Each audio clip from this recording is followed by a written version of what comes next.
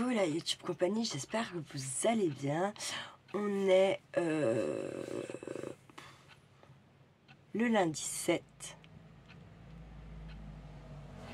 et il est, je sais pas en fait quelle heure il est. Ah, je crois que c'était 9h30, non c'est 10h30. 10h30. Vous savez, je vous avais refait une première lecture que vous n'avez toujours pas vue en fait, et je ne vais pas la mettre parce que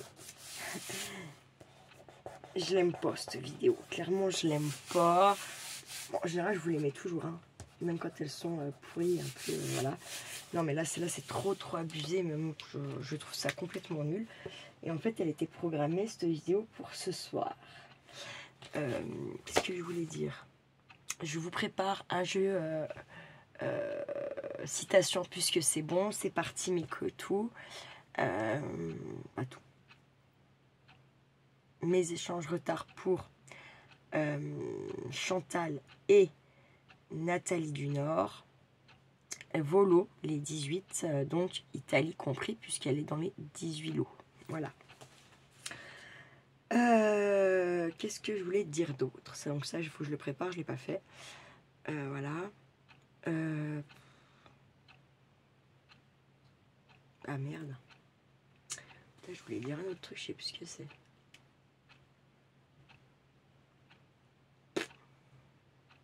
Oui, ben, je suis toujours en plein rangement, chantier, tutti quanti. Hein. Après, ça prend forme, hein, honnêtement, ça prend forme.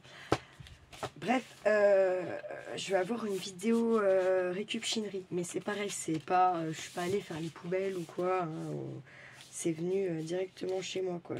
C'est pas moi qui allais y chercher. D'accord, comme je me retiens de récupérer des trucs, hein, parce que voilà, j'ai plus de place, hein, clairement. Enfin, voilà. Mais quand ça vient à moi, ça vient à moi. Point. Cet hiver, je vous ai fait une lecture sur le grand livre, pardon, des esprits de Noël, de l'auteur Richard Élie. Et cette fois-ci, j'ai envie de vous faire quelques lectures sur les esprits de la nature. Donc le livre se présente comme ceci. C'est un grand livre. D'accord. Je vous rapproche, vous voyez bien. J'ai pas ouvert mes volets justement quand je vais avoir quelques images à vous montrer.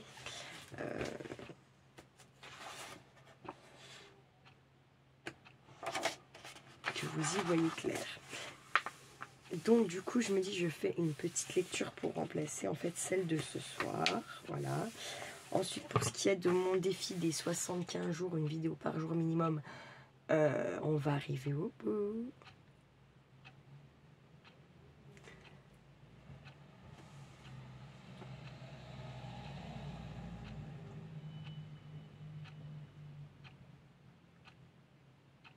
Je sais pas, c'est pas le facteur, j'ai envie d'aller voir. Et je vais arriver au bout de... C'est mon dernier jour, il faudra que je mette absolument une vidéo pour avoir fait ce défi et le finir et y arriver. Enfin, ça sera au 14 avril. 2 secondes, je vais juste voir, parce que comme j'attends toujours le recommander depuis le mois de janvier, hein, voilà, je reviens. Oh, c'était pas le facteur. Bref. En même temps, je peux passer là-bas. Voilà, il m'a même dédicacé le livre. Donc, il est en Belgique, cet auteur. Oui. J'en ai 2, je crois, dédicacés. Trop content.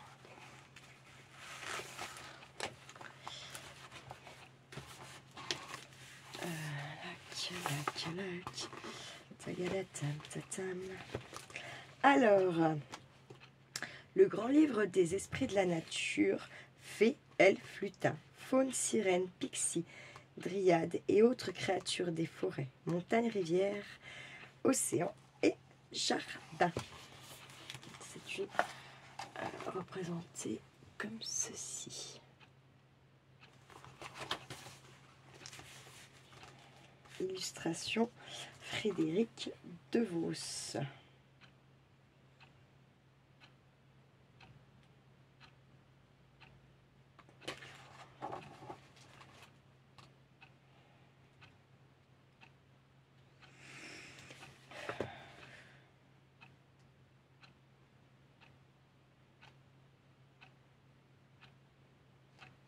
vous lis l'exordium. Alors, je m'avançais, émerveillée dans ce jardin de mon rêve. André Gide. Oubliez-les. Il était une fois les contes de fées et leurs gentilles marraines, les nains joufflus et les baguettes scintillantes. Place aux véritables fées, elfes et gnomes grimaçants, velus, farceurs, arrogants, festifs, lunatiques, fantastiques. Place aux pics et aux dents, aux lianes et aux lichens, aux sombres forêts et aux lisières inquiétantes. Voici les esprits de la nature et leur cortège bouillonnant, de cris, de rires et de folie. Ce que nous vous proposons ici, c'est de partir sur les traces de plusieurs centaines de créatures féeriques, d'en découvrir l'origine, les caractéristiques, les habitudes. Mais attention, vous ouvrez ce livre à vos risques et périls. Nombreux sont ceux qui ont disparu lorsqu'ils ont approché de trop près les elfes, fées et lutins. Il n'y a qu'à se remémorer la mésaventure de ce pauvre révérend Kirk, qui, parce qu'il avait révélé nombre de leurs secrets, s'est fait enlever un jour sous la colline. Si vous entrez dans la ronde des fées, c'est votre mémoire que vous perdrez. Empruntez le chemin d'un de leurs châteaux, et vous ne serez que poussière lorsque vous reviendrez. Laissez-vous séduire par le chant d'une dame des rivages, et vous finirez noyé. Telle est la loi des esprits de la nature. À trop vouloir leur compagnie, on se retrouve que ruine. Mais perdez-vous, et vous les trouverez. Oubliez tout ce que vous savez, et vous vous rappellerez. À eux, il suffit d'un naufrage, d'un égarement, d'une fuite ou d'un désarroi pour qu'ils apparaissent, soudainement. Êtes-vous prêts à en payer le prix? Les esprits de la nature affectionnent particulièrement les frontières, les haies touffues et sauvages, les lisières de forêt, les sources et les grottes. C'est dans ces zones intermédiaires qu'ils se complaisent et que vous avez le plus de chances de les apercevoir. Ce sont aussi les espèces les plus dangereuses, puisque vous pouvez, vous aussi, basculer de l'autre côté, en un clin d'œil. Alors méfiance. Reste l'autre chemin, plus silencieux, plus doux et agréable, qui mène à votre jardin ou à vos promenades. Un chemin bordé d'aubépines, de sureaux, de primevères et de jacinthes. Celui qui vous conduit sous les feuillages du chêne, du frêne ou du bouleau. Celui qui vous enivre du parfum de la rose ou du chèvrefeuille. Car celui qui aime la nature la protège, la soigne. Celui-là est l'ami des fées, des elfes et des lutins. Mais pour véritablement aimer la nature, encore faut-il avoir conservé son âme d'enfant, de poète et de rêveur.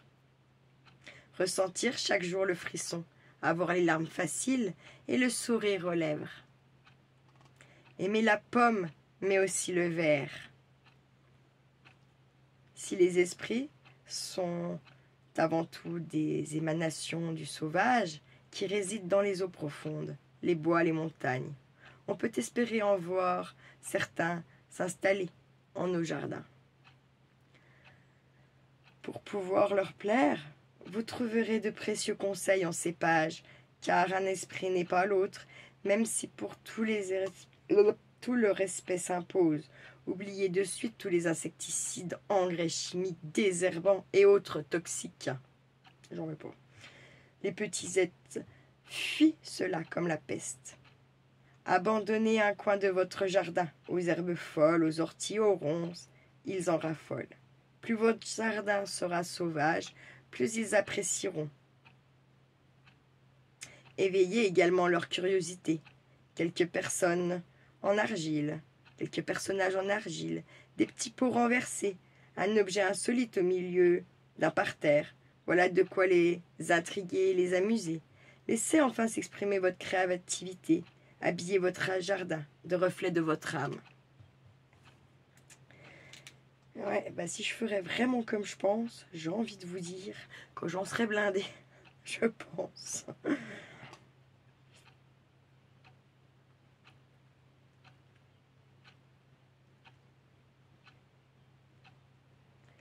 Le bon peuple est très sensible aux émotions, aux élans artistiques, sous quelque forme que ce soit, tant qu'il reste en accord avec la nature.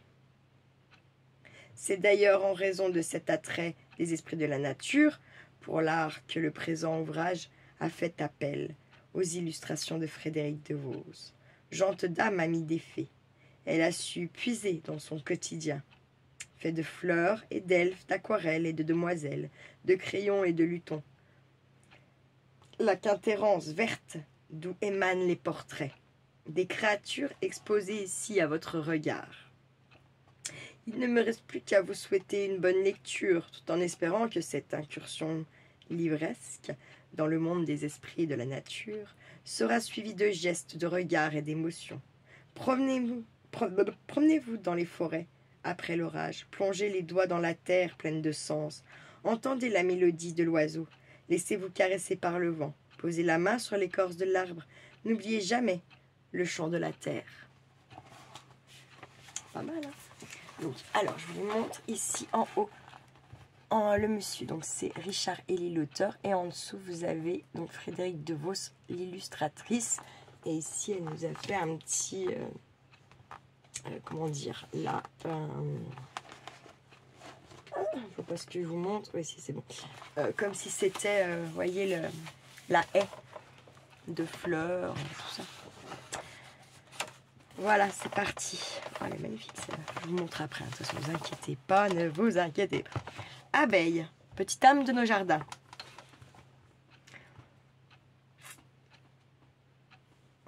Je sais pas comment vous lire, dans quel sens. Si je vais commencer comme ça, puis après ça. Ok. Ouais.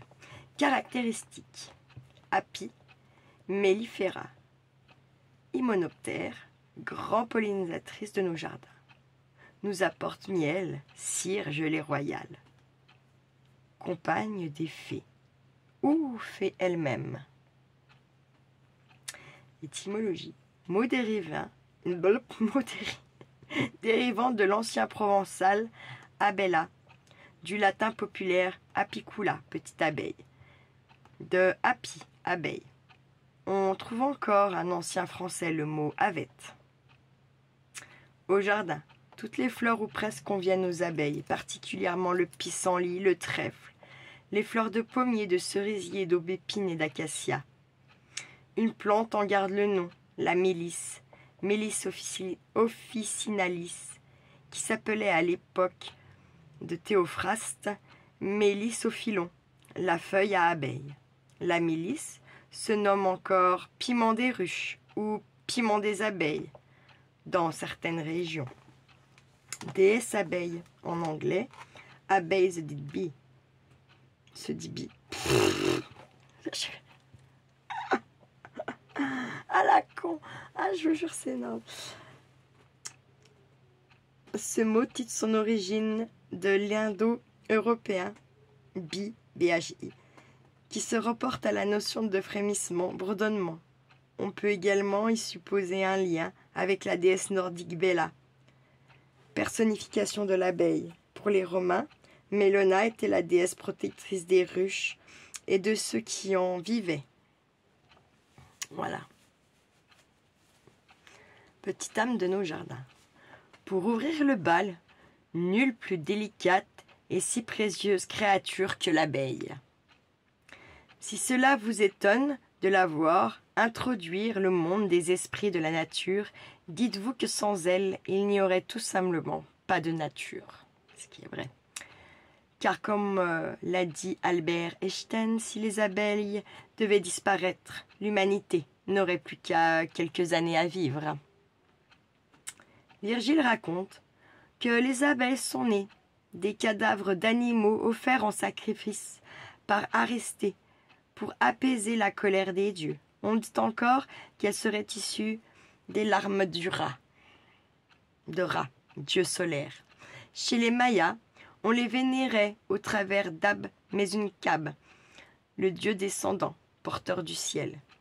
Symbole de puissance, de divinité et de richesse, elles accompagnèrent les grands de ce monde. De Childéric à Napoléon Ier, l'abeille est aussi symbole de sagesse, de parole. Elle accompagne... je voyais la même phrase. Nombre de légendes parlent de ces abeilles qui se sont posées sur la bouche d'un poète, Pindare, d'un philosophe, Platon, ou encore d'un saint, Ambroise. Les abeilles offrirent aux hommes, dès leur naissance, de somptueux présents, le miel et la cire. On ne compte plus leurs utilisations en médecine, cuisine, religion.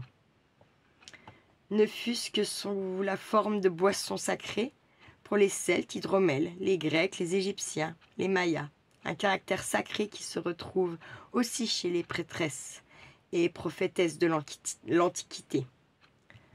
Des 3 tris aux Mélissa accompagnent les cultes de mystères d'Artémis, de Déméter, de Rhéa ou encore de Perséphone. Mélissa était l'une de ces nourrices de Zeus dont le sort fut celui de se voir transformer elle-même en abeille à la fin de sa vie. L'abeille est enfin sacrée pour l'idée de résurrection qui sous-entend sa disparition pendant l'hiver pour renaître au printemps. En lien avec les nymphes, les abeilles n'en sont pas moins liées aux fées.